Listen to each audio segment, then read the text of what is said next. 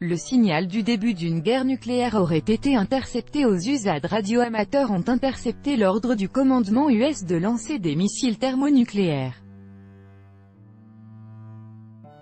Des bombardiers stratégiques ont décollé des bases aériennes de la côte de l'Atlantique et du Pacifique et se sont précipités pour échapper à l'attaque nucléaire d'un ennemi.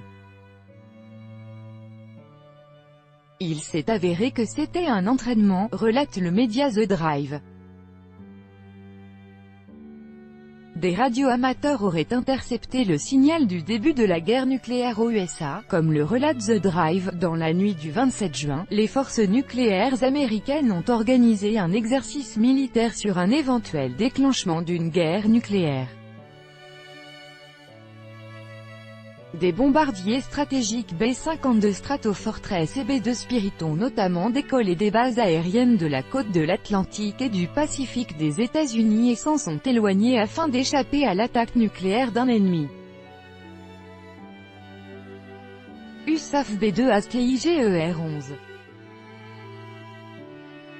Outre la trajectoire, les radioamateurs sont parvenus à intercepter les conversations des pilotes des B-52 avec le commandement. La conversation s'est déroulée sans codage. L'équipage du bombardier avec l'indicatif d'appel Doom 61 a reçu 2 fois depuis le sol un code composé de chiffres et de lettres.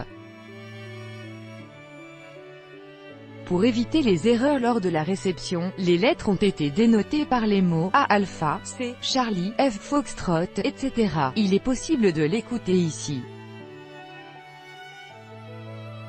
C'était un rapport d'action d'urgence EAM, précise The Drive, poursuivant que c'est un ordre codé destiné aux forces nucléaires américaines pour commencer à mettre en œuvre un scénario d'une frappe globale ou limitée.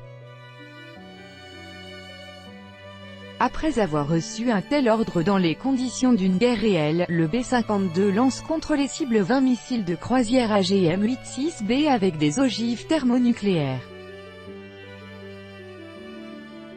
S'il est dit à l'équipage du bombardier portant des armes nucléaires, ce n'est pas un entraînement, tout est alors simple et cruel, le commutateur ouvre les portes de la soute, appuie sur le bouton et lance un missile, précise le média.